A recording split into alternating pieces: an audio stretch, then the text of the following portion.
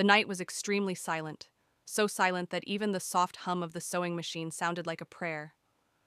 Zarina Begum's eyes were swollen, yet her hands did not stop. The needle pierced the fabric, came out, and went back in again, as if she wasn't stitching cloth, but sewing her own life together. The dress was for her daughter, Hira, a wedding dress. In the corner of the room, an old bulb flickered weakly. The clock on the wall struck 3 in the morning, but for Zarina, time had stopped years ago, on the day her husband's funeral left their courtyard. That was the day she stopped being just a woman and became responsibility itself. Hira was only 5 years old then. She used to ask again and again, "Mom, when will Dad come back?" And every time Zarina smiled and said, "He'll come soon, my child," even though she knew some people never return. That night, she turned on the sewing machine by herself for the first time. Shaking hands, tears soaking the fabric, and only one promise in her heart: my daughter will never beg before anyone. Years passed. Zarina kept sewing clothes for others, someone's engagement, someone's wedding, someone's Eid. Women came to her with laughter and dreams, and she stitched their happiness quietly into fabric. Hira kept growing: good school, then college, then a big city university. She no longer said Ammi.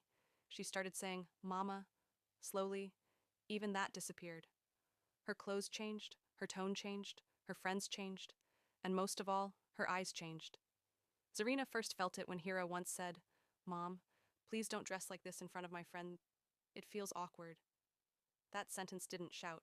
It simply sank deep into her heart. Zarina said nothing. The next day, she changed her old dupatta.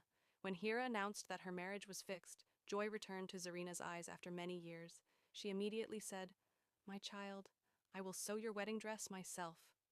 Hira stayed silent for a moment, then smiled lightly and replied, "We'll see, Mom.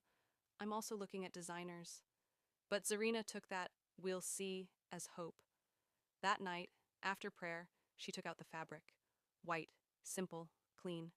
She touched every inch as if touching her daughter's face. She worked day and night. Blisters formed on her fingers. Her eyes burned, but every stitch was a prayer. When the dress was finished, she stared at it for a long time. It wasn't expensive, it wasn't magazine perfect, but her entire life was stitched into it. She wrapped it carefully in a white sheet and went to Hira's house. There were laughs inside, coffee cups clinked, expensive perfume filled the air, and Hira looked like she belonged to another world. "Is this the dress?" Hira asked, scanning it from top to bottom. Zarina smiled and nodded. When the fabric was revealed, there was silence for a few seconds. Then Hira laughed. "Mom, please, this looks like some poor tailor's dream." Her friend smiled with her. Before Zarina could speak, Hira grabbed the dress and threw it into the trash can. "I'm not getting married in something like this." That wasn't just a sentence. It was a verdict. A roaring filled Zarina's ears. Her heart felt as if it had fallen out of her chest. She said nothing. She didn't cry. She didn't scream. She simply turned around and walked out. The sun outside was harsh, yet she felt freezing cold. When she reached home, she sat in front of her sewing machine. She stared at it for a long time. Then slowly she placed her foot on the pedal. The machine came alive, but this time the sound was not of a mother. It was the sound of a woman who would no longer survive by silence. "If you want, I can now." Translate Part 2. Write the full story in English, all parts. Rewrite it in Hollywood-style narration. Make it perfect for YouTube storytelling voiceover. Just tell me Moon. For 2 days after that night, Zarina did nose touch the sewing machine. It stood in the corner of the room, silent, like a witness that had seen too much. Every time she passed by it, her chest tightened, not with grief, but with something heavier. Disappointment does not scream, it settles.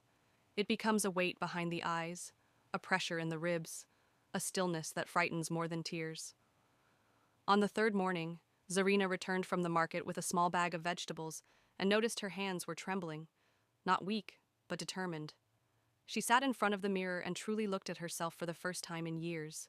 Wrinkles framed her eyes, her fingers were scarred and rough, and her back bent not from age but from decades of bowing. "When did I become someone to be ashamed of?" she whispered.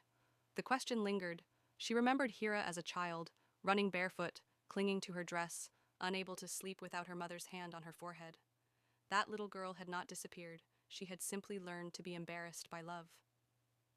That afternoon, Zarina went back to Hira's building. She did not knock. She waited. When Hira left laughing with friends, Zarina slipped inside using the spare key. The apartment smelled expensive: flowers, candles, perfume, but not like home.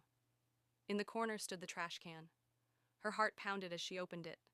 There it was, the dress, wrinkled, stained, crushed beneath scraps, yet whole. Zarina lifted it gently, pressed it to her chest, and tears finally came, quiet tears that fell straight into memory. She took the dress home and spread it across her work table under the orange glow of sunset. She traced the seams and felt her love still alive. Then she understood. Love does not mean allowing yourself to be destroyed.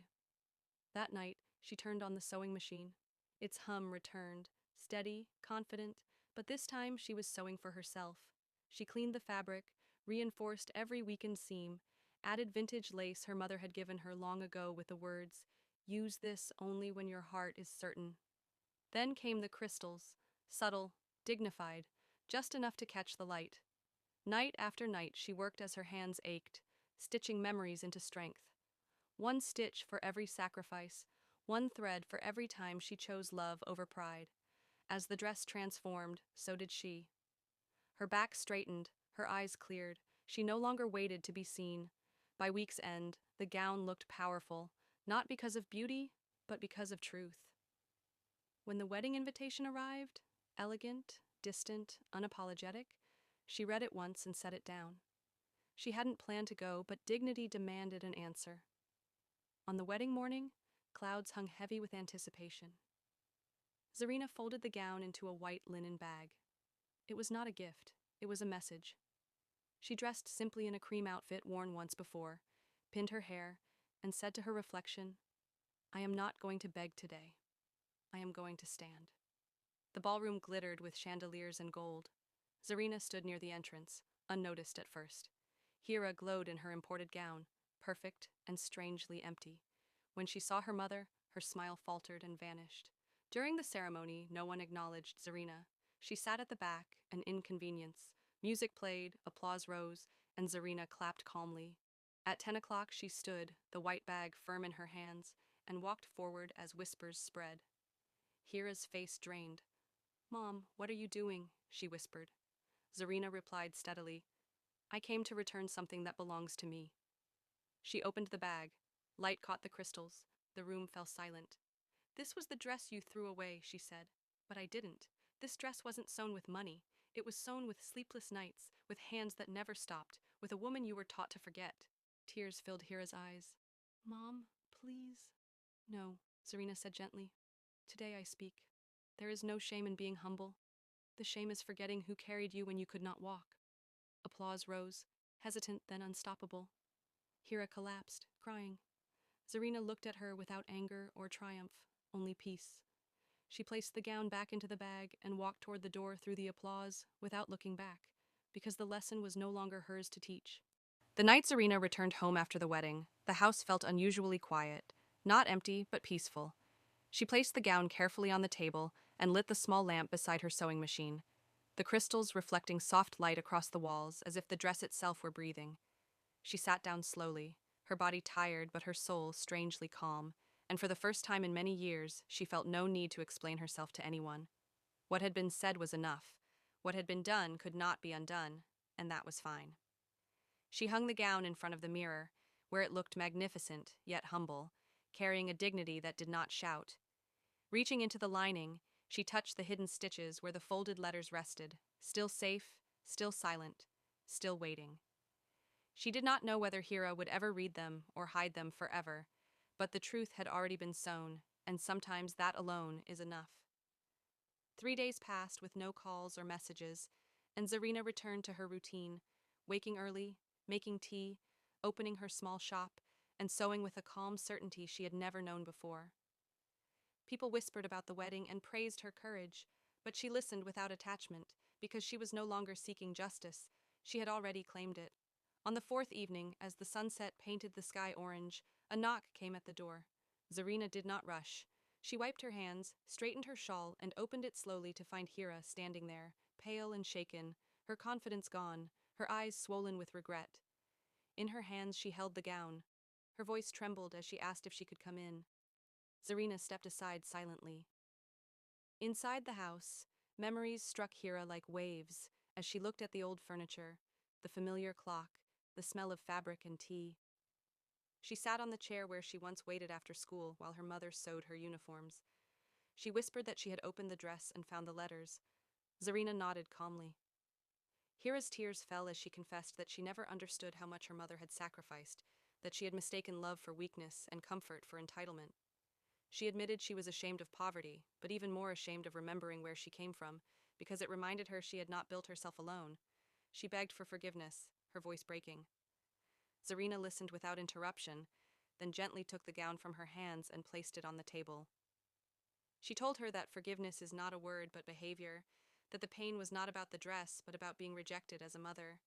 She explained that love without respect becomes self-destruction, and that reconciliation must come with humility, not guilt or pride. Hira promised to change, to learn again, to become better. Only then did Zarina open her arms slightly, not fully, not desperately, but with choice. Hira stepped into them and cried like a child, and Zarina held her not as a woman begging for love, but as a mother protecting her own dignity. They drank tea together in silence, allowing healing to begin slowly, like repairing torn fabric that must be stitched carefully, or it will rip again. When Hira prepared to leave, she asked what should be done with the dress. Zarina smiled gently and said it was not meant to be worn, but remembered, because some garments are not for the body, but for the soul. After the door closed, Zarina returned to her sewing machine and began working on a new piece of cloth. Not for a bride, not for money, but for herself. Because she had finally learned the truth her own mother once taught her. A woman's dignity, like a fine garment, is not given by the world. It is sewn stitch by stitch by her own hands. After Hira left that night, Zarina sat alone for a long time, listening to the soft ticking of the clock that had once measured her pain and now counted her peace. The house felt lighter, as if something heavy had finally been placed down. She did not cry, not because she felt nothing, but because the tears no longer lived there. In the days that followed, Hira began to return quietly, not with excuses or dramatic apologies, but with presence. She swept the floor without being asked, brought groceries, sat beside her mother while she sewed, sometimes saying nothing at all. At first, Zarina watched carefully, because trust, once torn, must be re-stitched slowly. Hira spoke less and listened more. She asked about her father, about her grandmother, about the years she had once dismissed as insignificant. Each question was a small needle repairing a long-ripped seam. One evening, while the rain tapped gently against the window, Hira took out the gown again. She unfolded it slowly and said she wanted to keep it not as a reminder of shame, but as proof of where she came from. Zarina nodded, understanding that memory, when accepted, becomes wisdom. Months passed, and the world moved on, but something inside their home had changed permanently. One morning, Hira arrived holding a small wooden sign she had made herself. It read, Zarina Tailoring House. She placed it above the shop door with trembling hands and said she wanted the world to know her mother's name, not hide it. Zarina's eyes filled, but she smiled instead. From that day on, women from different neighborhoods came not just for clothes, but for comfort, because there was something healing in the way Zarina stitched, something honest.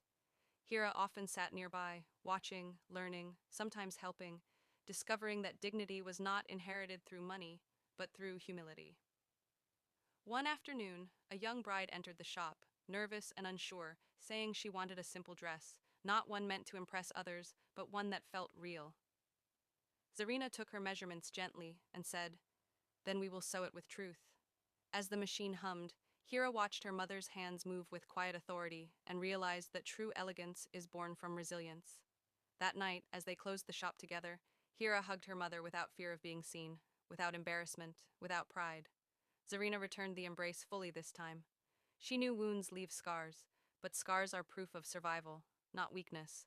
The gown remained hanging in the house, untouched, glowing softly whenever light passed over it, no longer a symbol of pain, but of transformation. And in the end, Zarina understood that she had not raised a perfect daughter, nor lived a perfect life, but she had done something far greater. She had taught love where it had almost been forgotten, and she had learned, at last, that a woman's worth is not measured by how much she endures, but by how bravely she chooses herself.